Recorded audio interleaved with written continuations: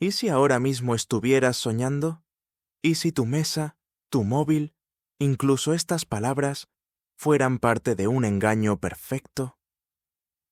Esa es la clase de duda con la que arranca René Descartes, el filósofo que quiso empezar el conocimiento desde cero para encontrar una verdad absolutamente segura.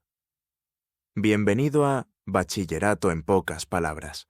Hoy, en 15 minutos, vas a entender quién fue Descartes, por qué dudó de todo, qué significa pienso, luego existo, cómo intenta demostrar que Dios existe y para qué le sirve, y qué impacto tuvo todo esto en la forma moderna de pensar. Empecemos por el contexto. Entre los siglos XV y XVII, Europa vive un terremoto cultural. Renacimiento, reforma protestante, guerras de religión. La unidad doctrinal se rompe, crece el escepticismo, y la filosofía se desplaza desde la teología hacia la razón humana y sus posibilidades. A la vez, la ciencia despega con Copérnico, Kepler, Galileo y Newton. Esa nueva ciencia combina observación y experimento con el lenguaje de las matemáticas, y en filosofía aparecen dos grandes corrientes: el racionalismo, que toma a las matemáticas como modelo de certeza, y el empirismo, que toma la experiencia sensorial como guía.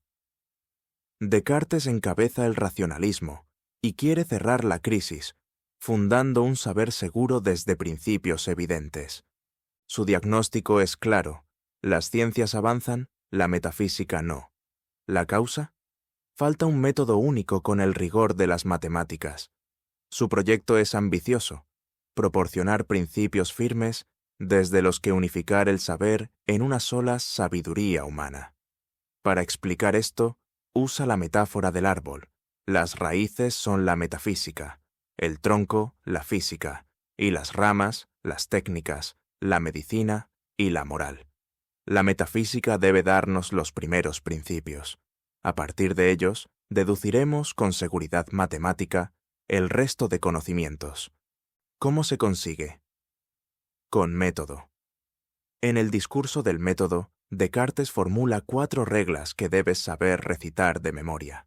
Primera, evidencia. Aceptar como verdadero solo lo que se presente al entendimiento de modo claro y distinto, sin precipitación ni prejuicio. Segunda, análisis. Dividir cada problema en tantas partes como sea necesario. Tercera, síntesis. Conducir ordenadamente los pensamientos, de lo más simple a lo más complejo. Cuarta, revisión. Hacer enumeraciones y comprobaciones tan completas que esté seguro de no omitir nada. El modelo a imitar son las matemáticas, principios evidentes, intuición y deducciones encadenadas, demostración. Ahora bien, para aplicar el método a la filosofía, Descartes decide empezar completamente en limpio, y para ello recurre a la duda.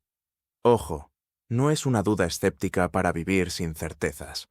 Es una herramienta provisional, una duda metódica, destinada a encontrar algo indudable. Mientras duda, mantiene una especie de moral provisional para seguir viviendo con normalidad. ¿A qué cosas aplica la duda? Primero, a los sentidos. A veces engañan, ¿y si engañaran siempre? Segundo, al mundo exterior. En sueños vivimos escenas vivísimas. Racionalmente, no tenemos un criterio infalible para distinguir siempre sueño y vigilia. Tercero, y aquí fuerza al máximo la duda, incluso a las matemáticas. Imagina un genio maligno que me hace errar cuando calculo 2 más 3. Si todo puede ponerse en cuestión, ¿queda algo absolutamente seguro? Sí, la propia actividad de dudar. Si dudo, pienso. Y si pienso, existo. Ese es el célebre cogito. Pienso, luego existo. No es un razonamiento largo, es una intuición inmediata.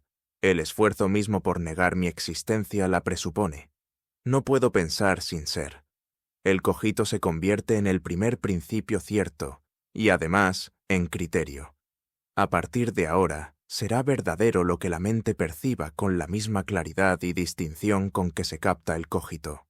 Con él, Descartes sitúa al sujeto pensante en el centro del conocimiento. Ya no partimos del mundo como en el realismo clásico, sino del pensamiento que lo representa. Es el gran giro subjetivista de la modernidad. Pero cuidado, el cogito me asegura que yo existo en tanto que pienso. No me garantiza, por sí solo, que el mundo exterior exista. Y aquí entra la otra pieza clave del sistema: las ideas y Dios. Descartes distingue tres tipos de ideas: adventicias, parecen venir de fuera, como los colores o los sonidos; ficticias, creadas por la imaginación, como una sirena; e innatas, no vienen de los sentidos ni de la fantasía. Están en la mente por naturaleza, como pensamiento, existencia y la idea de Dios como ser perfecto. Fíjate en esta última. ¿Puede un ser finito como yo producir la idea de una perfección infinita? Descartes aplica un principio causal. El efecto no puede contener más realidad que su causa. Concluye que la idea de infinito no puede provenir de un ser finito. Por tanto, su causa debe ser un ser realmente infinito y perfecto: Dios. Variante del mismo razonamiento. Desde la idea de sustancia infinita, no causada por mí, llego a la existencia de una sustancia infinita realmente existente. Además, ofrece una versión ontológica. En el propio concepto de Dios está incluida su existencia, del mismo modo que en el concepto de triángulo está incluida la suma de sus ángulos. ¿Para qué necesita Descartes a Dios? Para salir definitivamente del encierro del pensamiento en sí mismo. Si Dios es ser perfecto, no puede ser engañador. Por tanto, cuando percibo algo con claridad y distinción, puedo confiar en que eso corresponde a una realidad. El mundo exterior existe. Así, Dios se convierte en garante de la verdad y de la correspondencia entre mis ideas claras y la realidad. En coherencia con la ciencia de su tiempo, Descartes considera absolutamente seguras las propiedades matematizables de la naturaleza: extensión, figura, movimiento, las llamadas calidades primarias, y deja como subjetivas o dependientes del sujeto las calidades secundarias: color, sabor, olor, de las cuales no podemos tener la misma certeza.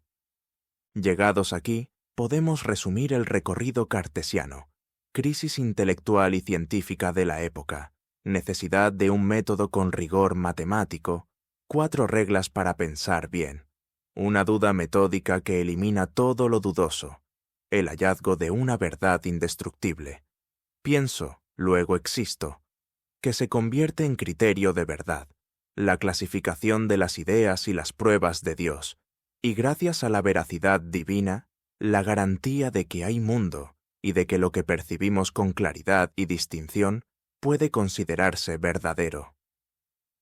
Con esto, Descartes inaugura la filosofía moderna y ofrece un modelo de certeza que influyó incluso en la física de su tiempo, al justificar metafísicamente el estudio matemático de la naturaleza. ¿Todo queda resuelto? No del todo. El punto más criticado de su sistema es justamente la salida del solipsismo, que para asegurar la existencia del mundo y la correspondencia de lo claro y distinto, haya que demostrar primero a Dios. Más tarde, David Hume hará una crítica radical de las pretensiones racionalistas, eliminará a Dios del edificio del conocimiento y cuestionará la solidez de nociones como sustancia o causa cuando no pueden derivarse de impresiones sensibles. Ese golpe escéptico obligará a Kant a replantear los límites y posibilidades de la razón. Pero esa es otra historia. Antes de terminar, piensa cómo se prepara esto para selectividad.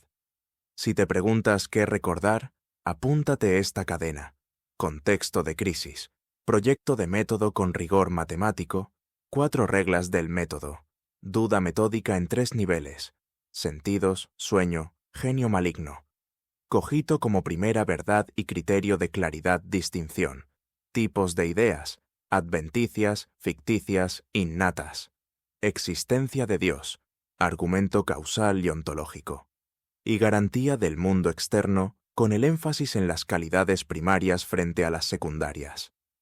Con esta estructura podrás abordar prácticamente cualquier pregunta sobre Descartes que te pongan en examen, desde «explica el método» hasta «¿por qué necesita a Dios?». Y ahora, un mini repaso express. Di en voz alta, sin mirar, las 4 reglas del método. Enumera los 3 niveles de la duda.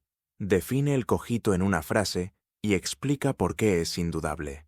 Diferencia con un ejemplo ideas innatas y adventicias.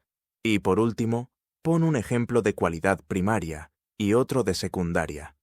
Si acabas de hacerlo, ya tienes el esqueleto del tema. Si todavía te cuesta, vuelve a la parte del método y la duda, y practica con tus propias palabras. Lo importante no es recitar, sino comprender por qué Descartes quiere una base absolutamente firme para construir todo lo demás. Cuando entiendes esa motivación, el resto encaja. Pienso, luego existo. Detrás de esta frase hay un gesto radical: atreverse a dudar de todo para rescatar una verdad que no dependa de nada exterior.